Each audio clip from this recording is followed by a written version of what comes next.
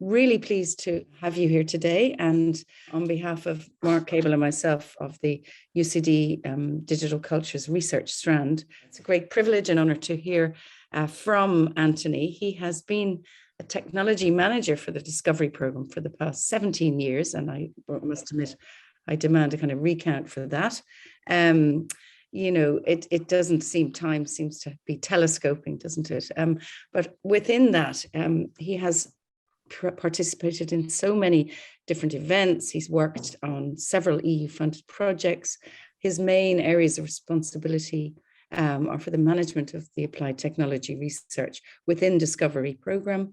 And in many respects, he is the project manager. He looks after project management, 3D data capture at several different levels: aerial LiDAR, terrestrial scanning, close range scanning, and SFM. He also looks after GIS for cultural heritage, data set management and archiving, metadata, promotion and dissemination of the use of technology within cultural heritage.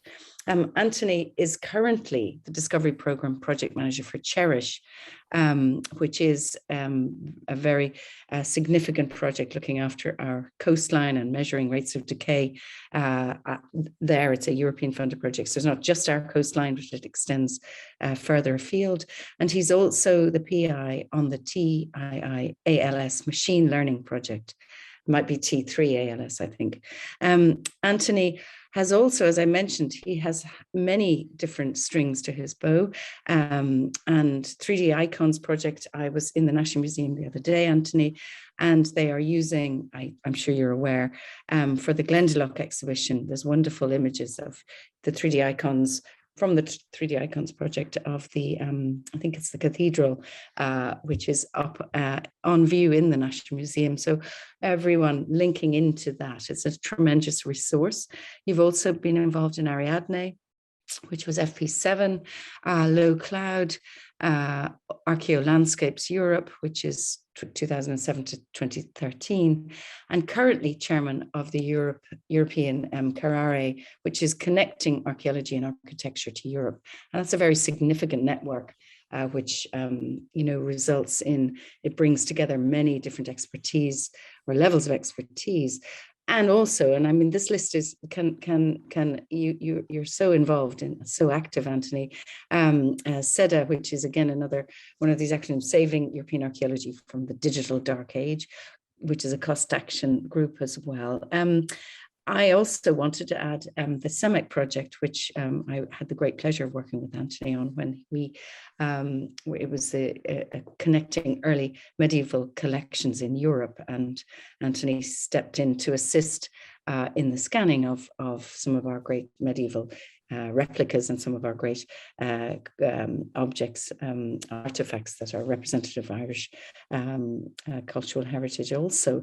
Over and above his interests are, I suppose, double or treble stranded, with a BSc in geology and physical geography, and then what you can tell coming through all of that, an MSc in GIS from University of Edinburgh in Scotland.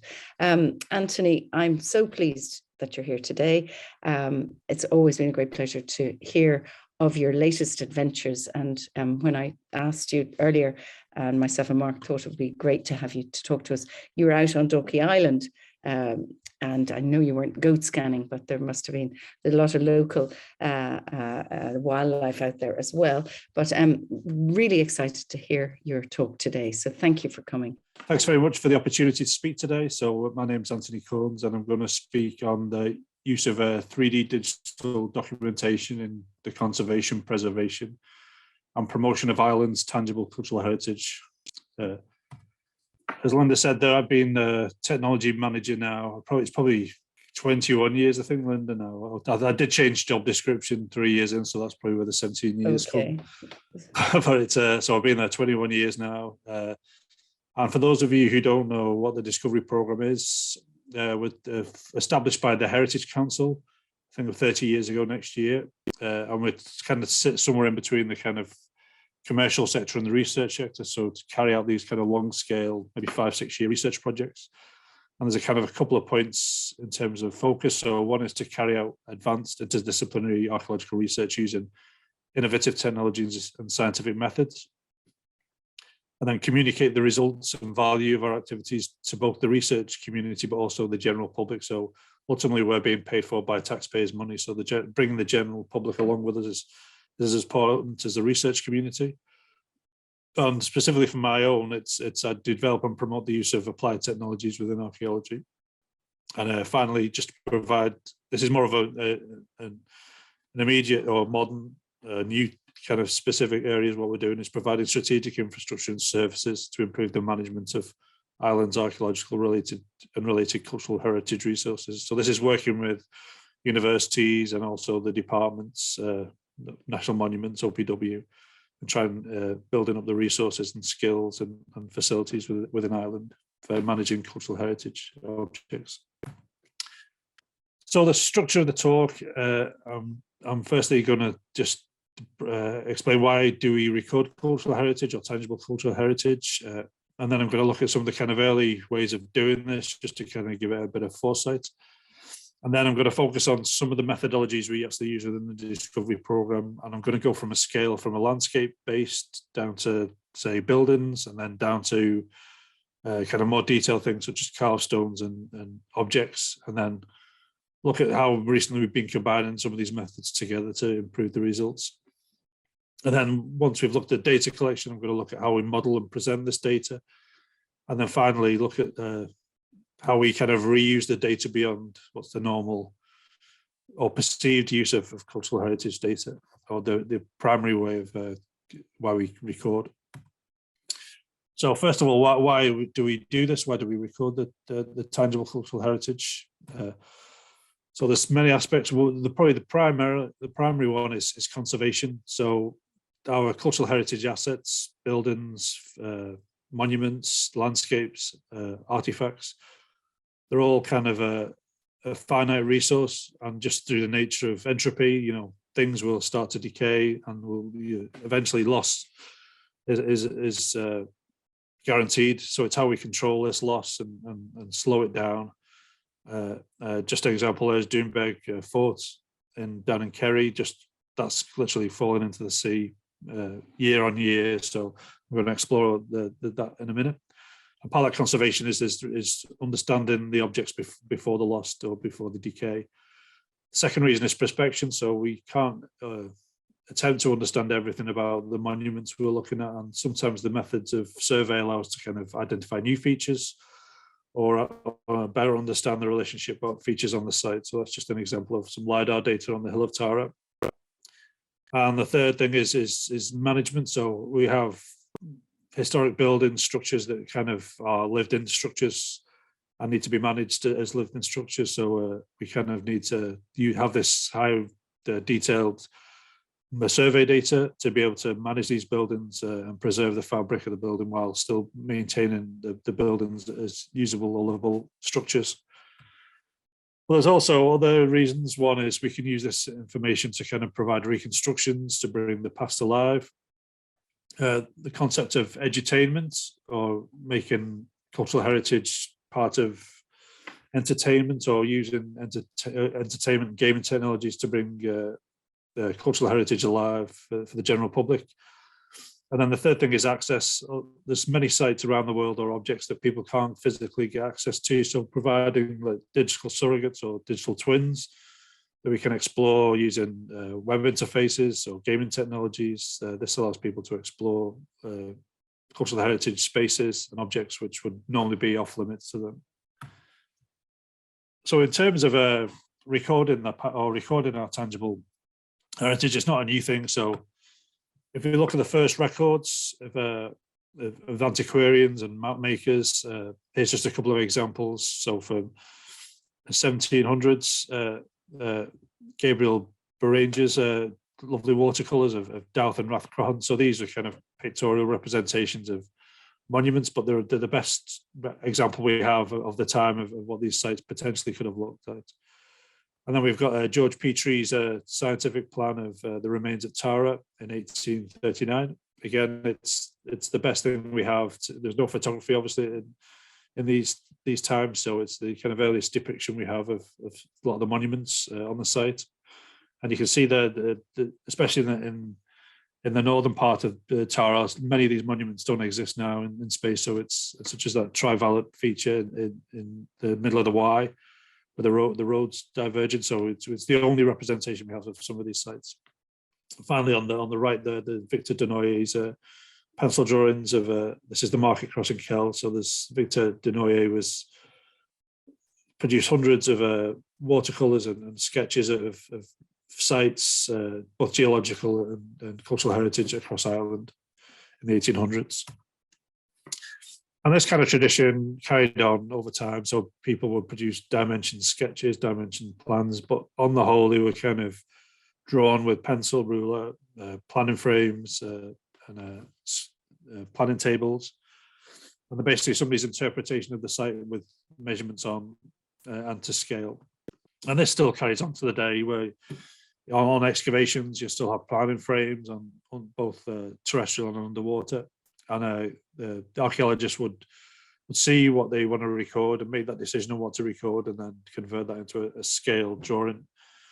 But what we have here is like things that in terms of like pencil width, they can have a quite a considerable impact on what the precision of these things are. And ultimately, they're kind of somebody's interpretation of the site as well as measurements. And this is where we kind of get this into this subjective, objective challenge within how we record cultural heritage. So interpretation has kind of layered with it, many factors which control our interpretation. So it could be like the cultural understanding of the objects, things like human error, the ability of us as individuals to record, and the skills we have all kind of influence how a site would be interpreted. And in the past, this interpretation was considered the record of a site. But what we have to kind of break down is break apart is the kind of what becomes the digital record or the digital documentation of a site, and how the interpretation can hang off this. And they should be kind of two separate data sets or sets of information, but they kind of live together, but sit side by side. And what this does, it allows interpretation can change over time. Again, by cultural understanding, we might improve our understanding of a site over time, but we can't let that be the digital record of understanding how sites are changing due to climate change or things like this. So we can have multiple interpretations, but they're all based off a single digital documentation or digital twin of an object. Now, there is still a subjectiveness in it. So instruments record the geometry of an object and humans interpret what's been recorded. But there is some subjectivity. So as humans, we're still deciding on what technology to use and what resolution and extent, and all these are probably things covered by skill, costs, time, but it reduces the subjectivity in the kind of, let's say, the digital record. And over time, the range of devices we can use to record objects is massive. So I'm going to kind of cover some of these within the talk now. But they range from landscape-based to object-based, and they can vary from hundreds of thousands of pounds for a fixed-wing plane with a LiDAR system on to something like an SLR camera, which is 150 euro, something like that. So they can vary, and they all have the place, and they all have different abilities, and I'll hopefully show them now. So as I said, I'm going to move from kind of the landscape-based recording of archaeology and cultural heritage down to the individual objects. So first look at ALS, or airborne laser scanning. Now, a lot of people would call this LiDAR, but LiDAR is the technology it uses. So the term we kind of use now is airborne laser scanning. And this is where you have a plane or an aerial platform with a laser scanner on. And as it flies over the landscape, it's moving this laser scanner, and we're recording millions of points on the terrestrial surface of the landscape. And on board, there's a GPS and what's called an inertial navigation system. So that works out the location and yaw and pitch of the plane. And then on the ground, you have GPS, and bringing all this together, you produce what's a point cloud of terrain surfaces. But what this has the ability to do is the LiDAR has the ability to get through vegetation. So if we're recording landscapes, we can penetrate through vegetation canopies and produce like bare earth models or full topographic models of landscape features. So here's just a couple of examples of this is Brunnerboyne World Heritage Site. This is what the kind of earliest LiDAR data set we were involved with in 2007. And this was done in conjunction with the Heritage Council, Meath County Council. And then over time, we experimented with different LiDAR systems or ALS systems. So this would be Newtown Geopoint down in Kilkenny, which is a deserted medieval settlement. And what we were doing here, we were trying to push the resolution on the data we were capturing to try and get higher resolution features on the topographic remains within the landscape. So you can see that they're the kind of tractor tires we're kind of picking up in the or tractor tire marks within the fields, and then you can see the bales there at the top right. So that we were getting a resolution here of about 42 points per square meter. So if you imagine like their ruler length, we're getting a point on the ground for every ruler length, and the accuracy here was we were getting down to about 2 to 3 centimeters in height and accuracy. And then what we would do, say for Newtown Geopoint, is take the interpretation of these landscape features and start to tease apart, what was remains from the bumps and the ditches on a site. So here we can see in Newtown Geopoint, we have like a street remains and stone piles where potential structures were, such as buildings and houses. And then we have the plots around the houses marked in greens. And then we have individual fields, mining areas marked in pink, and then a watermill marked in purple. And it's about, again, taking the geometry or the measured survey as the kind of baseline where you then you attach your interpretation on top of. Another example here for Airborne laser scanning and LiDAR would be scanning Michael and Kerry.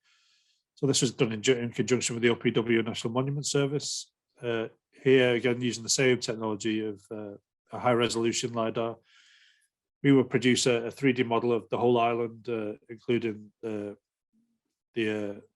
monastery site, which is in the top left there, and the South Peak, which is in the bottom left. And what I'm kind of showing here is we can have these data sets such as topographic or elevation models, but we can then visualize them slightly differently to help us understand and appreciate the different components within that archaeological landscape or archaeological building. So here, we're just using what's called a default hillshade here, or a hill shadow effect, where you kind of light the landscape from a primary direction. Normally that's in the kind of from this image here, northwest. And what it does, it kind of puts area into shadow and areas into light, and it kind of emphasizes the 3D nature of the object. But as you can see here, scanning Michael is such an extreme topography that most of the southeast part of the island's in shade using this visualization method. So there's a whole host of visualization methods we use within archaeological landscape studies. So there's other ones like principal component analysis, where you color code the direction of orientation of a feature with a different color. Again, this brings out certain features. And then we have something called sky view factor, which is an architectural kind of visualization method, which calculates, if you're in a point in space, what parts of the sky can you see? And depending on the topography and the kind of the what remains are left for archaeological features, these different visualization methods can bring out features. So there's probably about 10 of these different visualization methods which you can employ on sites to help you understand and tease apart the archaeological remains. So moving down, so looking at, say, landscape scale level, if we're looking at somewhere in between the individual sites and the landscape, we would tend to use UAVs or unmanned aerial vehicles and photogrammetric systems on these. And within the Cherish project, which is one of the projects that Linda mentioned before, we kind of have several different UAVs we've been operating. So these go from consumer ones such as the DJI Phantom there in the top left, and all the way down to expensive ones we've been using with the Geological Survey of Ireland, which can cost maybe €100,000. But to be honest, we found that the consumer grade electronics and UAV systems seem to work as good as the really expensive ones. The system we use now mostly is this one on the right, which is a DJI system, but it has what's called RTK accuracy, and so it has a GPS, which is very accurate and survey grade. So it knows where the UAV knows where it is to a high precision. And what we would do for baseline mapping, an example here is on Glas Carrig Mott, which is a Mott site down in Wexford, which is a kind of literally collapsing into the sea. And we would use the UAV there to kind of produce a baseline map of the site in quite a rapid time, so maybe 2 hours or something like that. So using in this case, the DJI Phantom 4 Pro, and we use a bit of software called DJI Ground Station, which you can see the top right image there. It basically, you draw a frame around the area you want to survey, and it'll calculate the kind of flight lines for the drone to go. And if it's quite a large area, it'll come back and land, and you replace batteries, and it'll take off again and keep on surveying for you. And then you see from the bottom middle image there, we mark everything in with ground control points. So you can see on the floor there's like a black and white checker. And then this is surveyed in with RTK GPS to a high accuracy of about 2 centimeters. And it just means the whole data set then is positioned in Irish transverse Mercator. It can be reused with other GIS data sets and comparisons in the future. And what we do with the structure for motion or photogrammetry is take hundreds to thousands of overlapping images of a site. See each of these blue areas is an individual photograph. You can see the flight lines where we've got this overlap. And then once we're inside the computer, we use for topographic surveys anyway from the UAV Agisoft. This is called Metashape now. And the photogrammetric processing aligns the photographs, and we import the ground control points. And what we do then is build a dense cloud or a point cloud of the images, and it matches. It's using pixel matching basically between overlapping images to generate this the height data. And the outputs from this are then a digital elevation model and also ortho imagery and mesh models. So I'll give you an example here. So this is the Mott site here. You can see the Baileys. About a third of it's collapsed into the sea. So we're getting accuracy here about a DM about a 2 centimeter resolution. So very, very high resolution data. And then we have the ortho photo. So this is a metrically accurate photograph.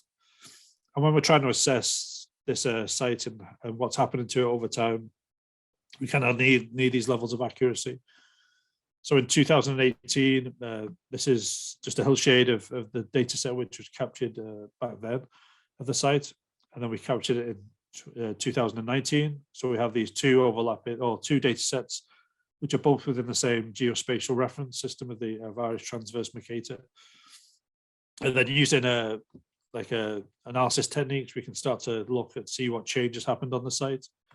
So here in Glas Carrig, we've taken the two DMs and subtracted them from each other. And what we see, these areas marked in greens is areas where it's increased in volume or height, and the areas of red, it's decreased in height. As you can see, you have to kind of understand when the photographs are taken and how the vegetation height can have an effect. So some of the fields here seem higher than normal, some of the fields are lower than normal, but that's just a vegetation change. But what the significance of these images, if you look at in the north part of the image, there's like quite a lot of high dark red areas, and this is where active erosion is taking place around the site on this cliff collapse. And this is happening at a really fast rate. The coastline of around this Mott and Bailey was probably about 50 meters east, about 400 years ago, and it's really soft sediment, so it's eroding very fast into the Irish Sea. And then another example of this, I showed this on one of my early slides, is Dunbeg. So here we kind of, whenever massive storms go through, such as Storm Ophelia, we're seeing a huge cliff collapse. on the site, and we've been using UAVs here to monitor these cliff collapse. So the two images at the top are two separate UAV surveys carried out in 2017 and 2018. If you look at the images below, in that's a plan produced in 1898 of the site, and we kind of rectified this, and what we've digitized off is the green where the shoreline is at that, or the cliff edges at that point in time. And then for 2017, we've digitized where the cliff edges there, and 2018. And you can see from the image on the very far right, the base, we can see the kind of erosion rate that's happening here. So we've got the green line, the red line, the blue line. So from the red line to the blue line, that's the kind of amount of erosion that took place in Doonbeg Promontory Fort in one winter. And we calculated there's about 3,000 tons of the monument fell into the Atlantic on that one occasion. So if I move down now from, let's say, landscapes down to, say, buildings and structures, we use a technique called terrestrial laser scanning. Terrestrial laser scanners, we have two within the discovery program that we use, an older Faro phase-based model, which is on the right there, and then our newest one is a Trimble TX8, which is what's called a time of flight terrestrial laser scanner. And what these devices do, they're great for recording, as built. They were made for recording as built, like things like oil refineries when no plans exist, but they can be really important when using within archaeology for buildings and large structures, such as monuments. And the way they work, so the Trimble one we have using what's called time of flight. So a laser would fire out and then hit an object and come back through the receiver. And we know the speed of light, so we can calculate that distance, because it's half the time that it takes to travel to the object. And we can record where that position is in space using mirrors and prisms within the device. And then the second one, the Faro we have, uses what's called phase shift. So this is used as the kind of our understanding of wave energy, and it calculates the number of waves it goes to hit an object and how many it comes back with, and the distance between these wavelets. Each of them has differences. So the wave-based ones are faster, but they're not as accurate, and they have a shorter range. Whereas the time of flight ones, such as the Trimble, have a much bigger range, such as 300 meters, but they are more expensive to operate, and they're a bit bulkier. And just some examples of the data we've captured there. So when we use the terrestrial laser scanners, we're capturing millions to billions of points in space over the course of a couple of days, or on this point, Skelly Michael, we were 2 days on site recording. And it records everything it sees, basically, people, if they're in the scan as well. And it also records the color for everything it records. And you can see from the middle image, so the image on the left is what's called a point cloud image. So this is just a view of all the millions or billions of points in space within the side of the computer. And if we look at that from above, which is the middle image, you can see each of those circles, that's the different locations the laser scanners were set up. Laser scanners work in the same way your eyes do. So if you can't see an object because it's behind or another object is included in it, you have to move the scanner around to another position to kind of record that.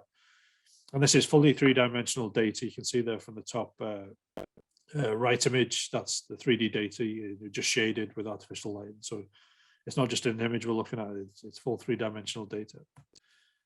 And as Linda mentioned at the start, we were involved in the 3D Icons project, where we're recording tens of sites around the country using this methodology. And these are just a couple of examples. So we did scan the whole of Derry's walls over the course of 3 weeks. So this is probably the biggest monuments or series of monuments we've ever recorded. And the accuracies we're getting here is about plus or minus 2 millimeters, and the spacing is about 4 millimeters between the data. So you can think about a place like Derry's walls, I think it's about 1.7 kilometers long. The amount of data we're capturing here is immense.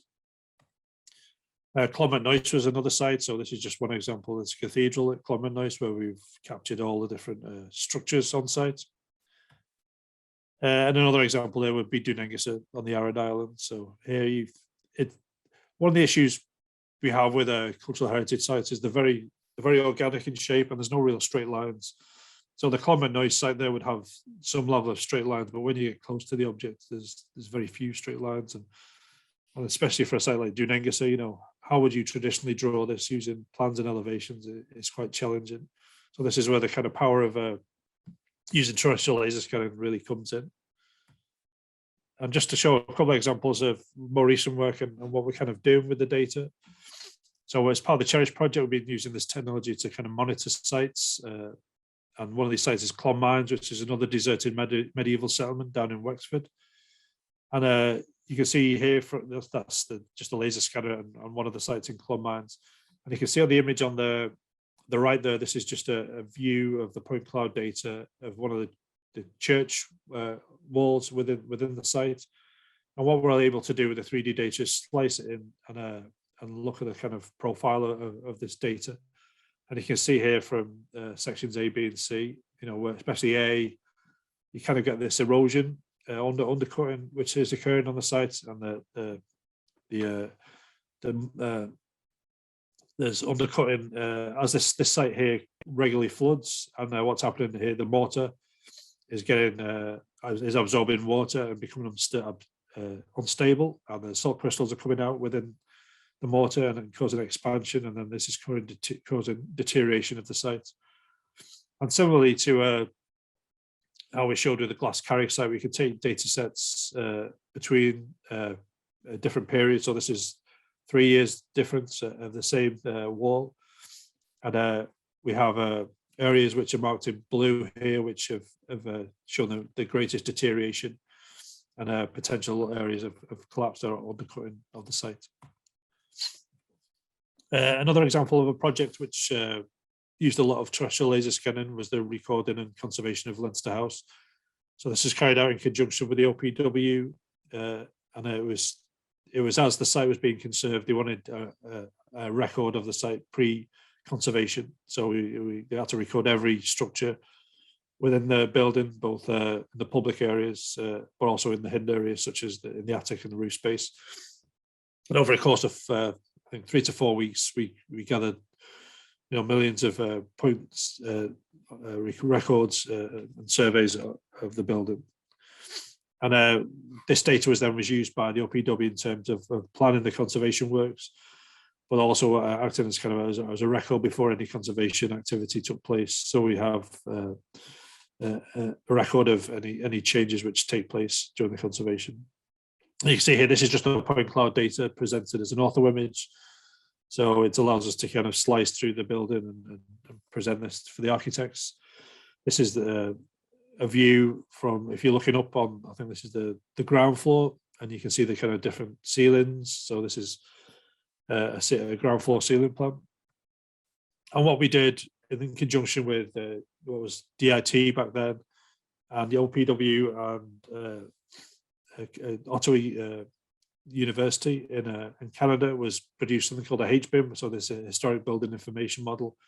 And this allows us to start taking the point cloud data and then modeling that within architectural software and producing like an intelligent model of Lancaster House and all the fittings and all the components that go to make that structure.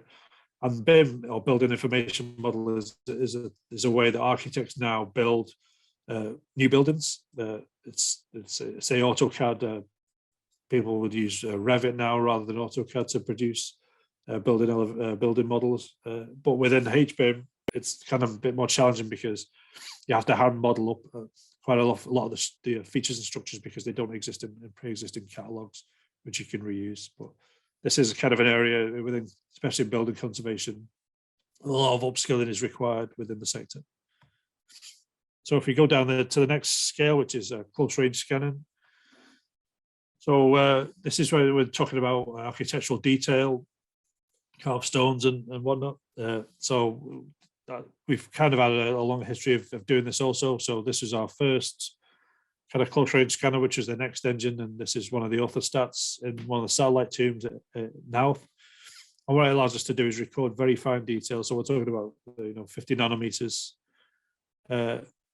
50 microns in terms of resolution here, and really detailed things. Again, these kind of stones would traditionally be drawn with tracing paper, and again, the person drawing them would make an interpretation of the site, but they might miss features that they can't see with the naked eye. And these kind of technologies work off what's called triangulation. So you have a camera, a laser pointed out, and a camera, and then depending on how the laser hits the object, it's returned back at a different angle as the laser passes over the three-dimensional structure of the surface.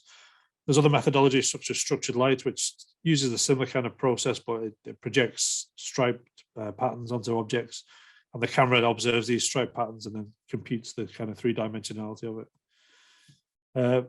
And one of the structured light scanners we used a lot within the 3D Icons project and the Omen 3D project was this Artec EVA.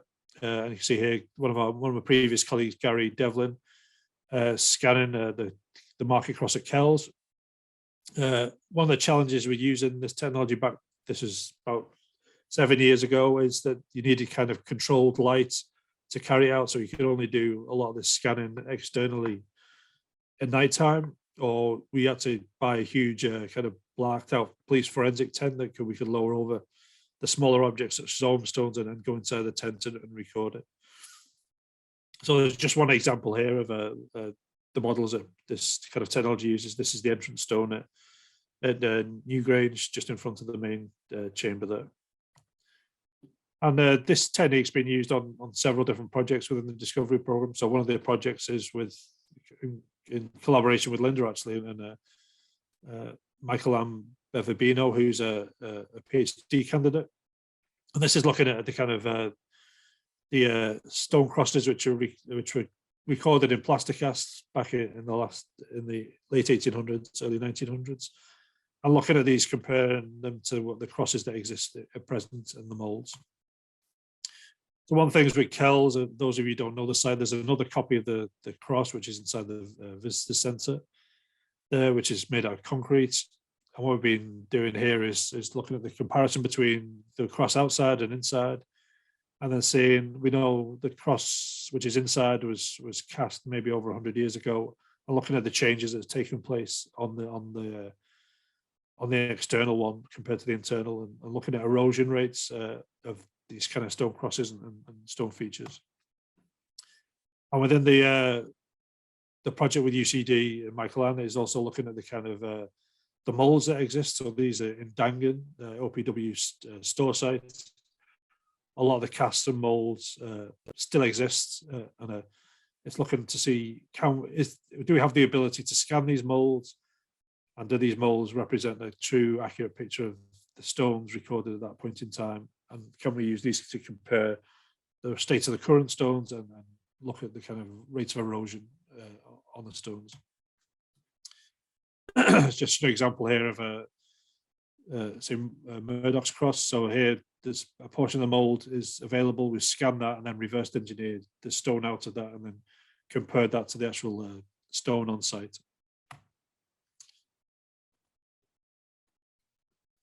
The next technology I'm just going to briefly talk about is a photogrammetry or structure for motion. So I've mentioned this previously in the UAV surveys that would use SFM, but we would use it a lot within terrestrial recording also. And the great thing with SFM photogrammetry is this is where we would use, again, like we did with the UAVs, we take multiple overlapping photographs of an object from all different angles, and all different scales, so zoomed in and zoomed out. And by using kind of image overlap and pixel analysis, we're able to construct a three-dimensional model of the object we're taking photographs of. And one of the great things is all you kind of need really is a camera to do this. So you can do this with your phone if your phone camera if you want, but we tend to use a large format SLR cameras, and what we use is what's called prime lenses. So these are the single focal or focal distance lenses, and they're just a bit more accurate than a kind of, let's say, zoom lenses. We would tend to use just two lenses, so 24 millimeters for kind of larger objects such as buildings, And then we would use a 50mm for things like carved stones. And that's just the amount of detail you can get just because the zoom level of a 50 compared to a 24, you get much more object in frame, or much closer view of the object in frame compared to a 24mm. And the other thing we would use is a photo scale. So these are just bars with, you can see there's like circular targets in the middle and at the end. And we know the distance between the middle of these circles, and using the software, you can then use this to kind of scale all your images and the resulting 3D model. So here's just some examples of a forecourt in Dublin where we had to record all the capitals, which were degraded at the top underneath the dome. And one of the high crosses, the Cloncar High Cross in Donegal. The other thing we also do is what's called color calibration. So every time we carry out structure for motion photogrammetry, we would take a controlled image using something like this color target. And that allows us to kind of make sure that the texture we wrap around the three-dimensional object is accurate in terms of color also. Color is such a perceptive thing that, you know, my understanding of blue compared to somebody else's is dependent on my own eyes and the light on the day and things like this, and the camera we're using. So we try and reduce all that kind of unknown and within the color calibration. And you can see here, there's just the same image. This is one of the river god's heads on the custom house in Dublin, and the image on the left is the calibrated one, so that's the true color, whereas the one on the right has a bit more contrast, and that's what was taken with the original photograph. So what we do within terrestrial photogrammetry, we tend to use a bit of software called reality capture. It's slightly better than Metashape for doing this work. And what we would do is tell the images that these are the scales in the picture. And then we would do something called alignment, where the computer calculates where each of the different photographs was taken around the object. So you can see that each of those white dots is where the camera was located around this high cross. And then the computer then calculates what's called a preview mesh, which is a rough calculation of the surface of the feature. And then it takes a longer time then to produce like a high mesh, which is the really high resolution model.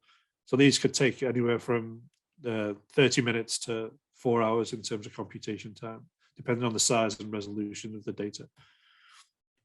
And what we would do then is take this high resolution model and then clean it down and do something called topology checks. I'll mention that in a minute.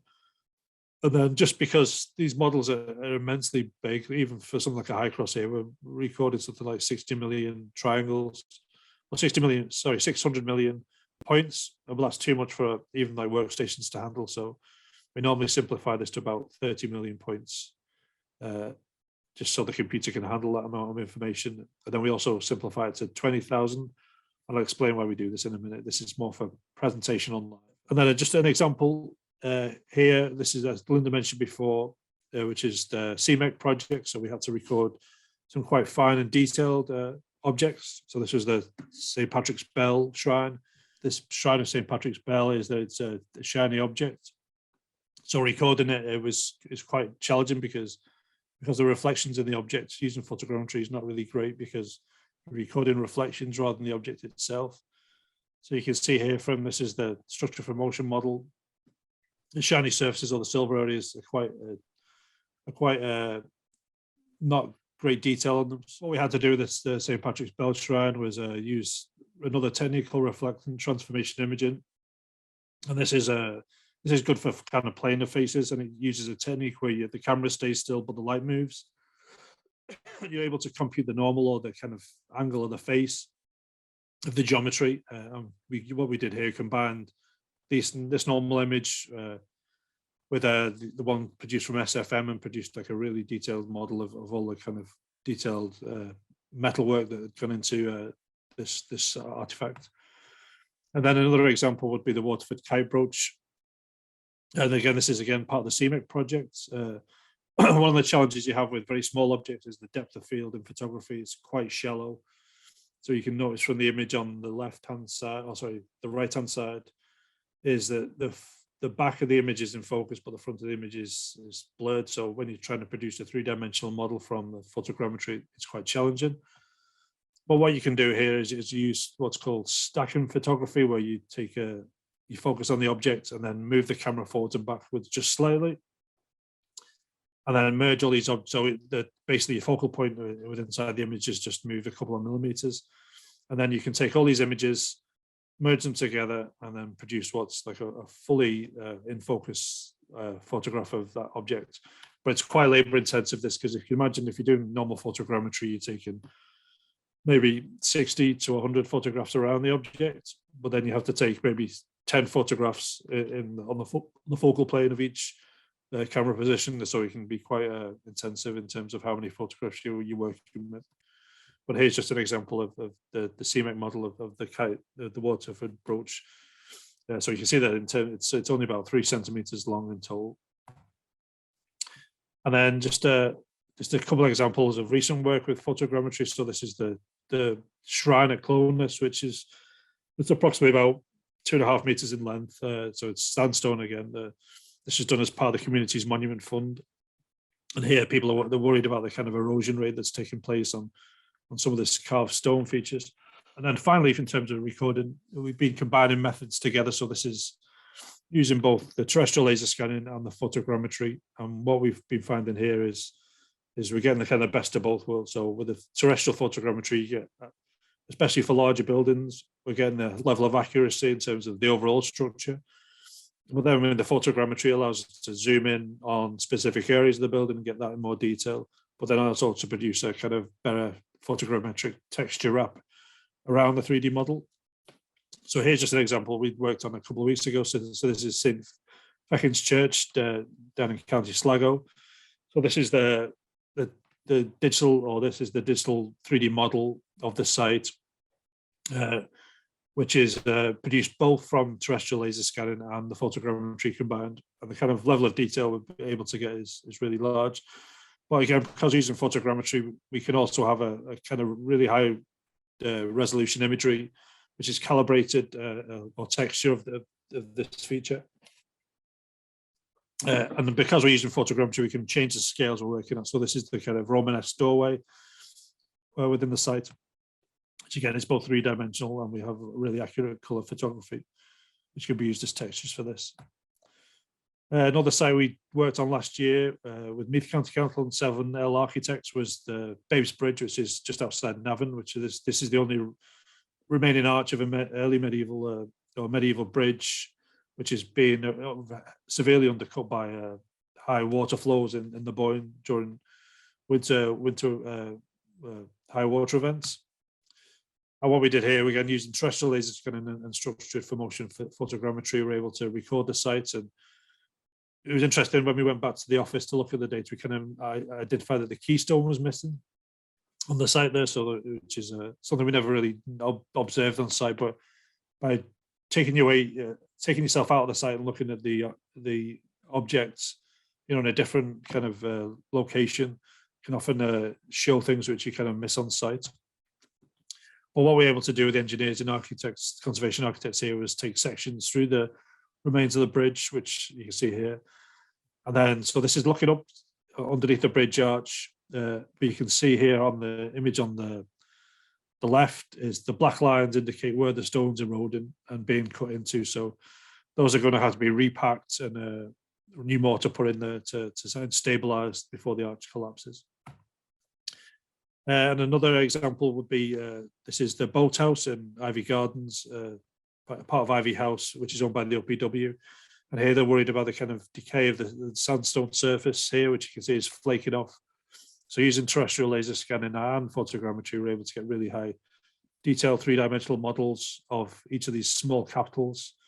And this is now being used to kind of look at conserving the site and maybe reproducing some of the capitals. There are additional survey methods we might use, such as underwater. So within the Cherish project, we've been looking at using, or we have been using what's called multi-beam echo sounder and a single beam echo sounder to produce data from shipwrecks. So an example here would be a shallow water wreck we've been looking at, which is the Manchester Merchant down in Kerry. And what we see here is just like a digital elevation model of the actual seabed surface and the different features. And again, similar to like we've been doing with promontory forts, looking at how this site's changed over time. So 2 surveys were carried out, 2019 and 2009. And the image on the right there, the red areas, highlight areas where the biggest amount of change has taken place. And this is the actual boilers of the Manchester Merchant, which is kind of the corroding quite an aggressive rate and collapsing on themselves.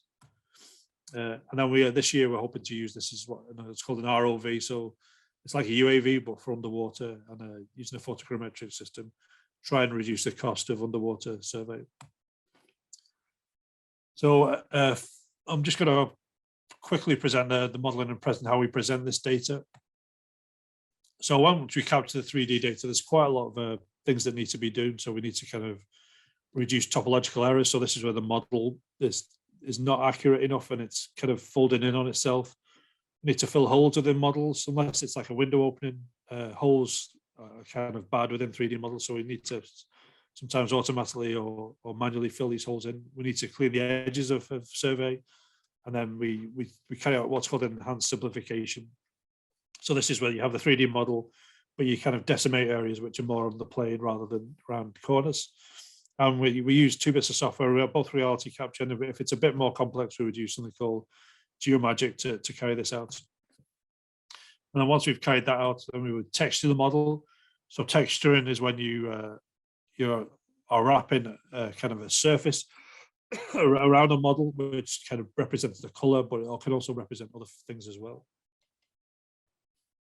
And to do that, because you've got a 3-dimensional space and you're trying to wrap a plane around a 3-dimensional space, you have to do something called unwrapping. So this is where you take a 3-dimensional space and you kind of, like you would do a globe, you kind of cut it into pieces and make sure that those pieces have no distortion when they're placed on top of the 3-dimensional object. So you can see here this Clonus example of the shrine. I had to cut into several pieces and then they all fit on like a square basically. And then the square acts as the kind of the texture wrap around the 3-dimensional object. And the reason we do this is because we're dealing with such high volume data. When we're trying to present this information, especially using things like Sketchfab, the data's just too big. So what was original? So this is St. Kevin's Church in Glendalough. What was originally a 7.5 gigabyte XYZ file, we've had to simplify down, retopologize, and produce a texture map, and we got that down to about 10 megabytes in terms of presentation. And these are just using methods that kind of gaming people would use to kind of present 3-dimensional data in a more simplified way. And traditionally, in terms of how we used to present data, we always used to kind of, especially for carved stones, or strip away the color and just use something called ambient occlusion, which is like a shading methodology. Yeah, but this has kind of moved on within the past couple of years. And we've been using something called Substance Painter. So this is what's called a physical-based rendering, and it allows you to use the inherent geometry of an object to kind of control how the way it's textured, either with the corners or included areas or shaded. And then what we do for each object, we will produce several what's called texture maps. So we have what's called a position map. So this is top, bottom, front, back. Something called a world space normal, which is the kind of the angle of a face, of a 3-dimensional face, as it points out. We have something called curvature map, which is the level of convexity or concavity on a feature. We also have heights. So if we have a kind of rough model of the object, what kind of differentiation of height there is from that. For the detailed model, we have cavity maps, which are kind of smaller crevices, and then we have ambient occlusion, which picks up kind of the high, larger crevices, and then we have the color map, which is generated from the photogrammetry. And then using all these together, we're able to produce what's like an artificial kind of surface texture. So we use the base color, and then use the curvature highlight. And then we reverse that to emphasize the kind of edges or of detail of the stone. We put ambient inclusion to kind of emphasize the shadow, and do the same with the cavities, and then add a height map also. And what this allows us to do, this is the same Moyer's crossing fawn, is kind of emphasize the kind of geometry of an object, which allows us to understand and maybe interpret some of the carvings or some of the text on the object. We're able to save these textures and then apply them to other objects in the future. So it's quite a fast way of artificially texturing objects. And to render objects, we've started to use something called Marmoset Toolbag. And these are, again, they're not made for cultural heritage. These are made for gaming, but they're just really simple, fast ways of doing real-time rendering of 3D structures. And again, it uses this what's PBR, or real-time physics-based rendering to produce images. So just an example here of this is one of the capitals in the forecourts. So we're able to light this like you would do in any studio. So you've got an ambient light, a key light, a rim light, and also a fill light. And then combine these together, it gives you kind of a really high definition image of a three-dimensional model, but allows you to control the light and present it in a way to the people, the conservation architects in this place in something they can really understand. And also you've got the photographic texture as well. So within the forecourts, these have been turned into ortho images. So the OPW conservation architects can go around each capital and record which are the damaged areas and which are the areas which need are okay. And these would be both photographic and three-dimensional, or let's say geometry based. And in total, there was 24 capitals here. 2 of them are already decayed in such a way that they were being removed now. But so this is kind of a really good aid to the conservation architects on site to recording the capitals.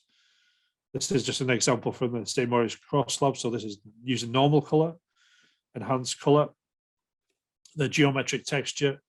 And then what we've tried to do is combine this enhanced color with the geometric texture, and it produces this kind of, it looks almost like a watercolor drawing, but it's a geometrically accurate watercolor, let's say, of rendering of the site. And again, these are given to the conservation architects to sort of record changes on site. Here, they're more worried about the kind of, you see the white spots, which is the lichen coverage. It's important, you can't actually see that within the geometry, but you can see it within the photography. So using the both combined is quite effective. And here's just some other examples of using the same techniques of artificial texturing and rendering within these. Are some of the river godheads on the Custom House, which is another OPW site which we're currently working on. And finally, I'm just going to have a look at some reuse. So what I've kind of looked at within the project there is how we're kind of being used within conservation architecture or archaeology to kind of understand and manage the sites. Well, some of the greatest things we've seen is like people taking our stuff and then reusing it in ways we didn't think, or always being asked to reuse it in a certain way.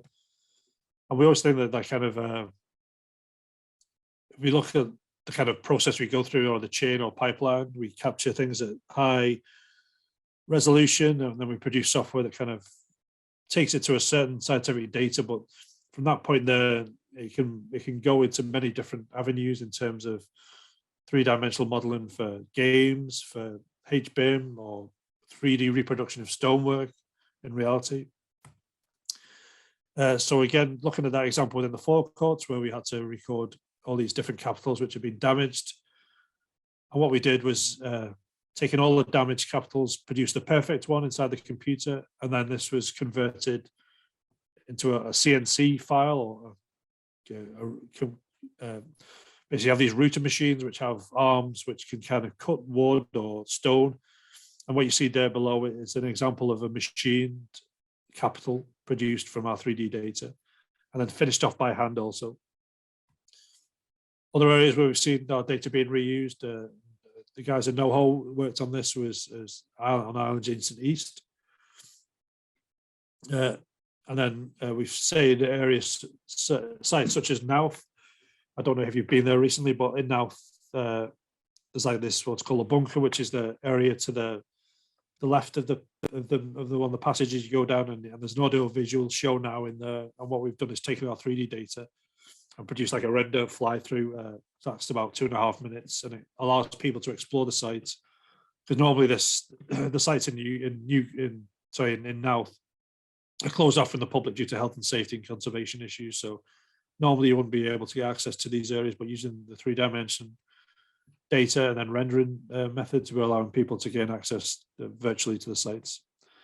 And then recently, a lot of our work has been reused, especially the carved stones within the new Visitor Centre now, for taking some of the close range scan stone data, kind of each interpretation of the stone is displayed to the visitor, and then each of the different carving motifs is explained. And then we've had other strange reuses where within gaming, things like Harry Potter have kind of used our 3D models within this is a game that's due to come out, I think, later this year. So again, we've relicensed data for things like this. And then we've also relicensed our data when we recorded Skellig Michael for the first time, both with terrestrial laser scanning and using the LiDAR helicopter-based system. This data was then reused by Lucasfilm to kind of virtually reproduce a lot of the cells and things for the filming of Star Wars, but also kind of for pre-production, so they were able to work out when they were on site where the cameras will be positioned for the best shots. And then just finally, an example where an object such as this stone from Newgrange has kind of been used several times now by different people. So an artist has kind of used it to kind of generate these kind of large Swarovski crystal portraits, which I think some of hers are hanging in the National Concert Hall.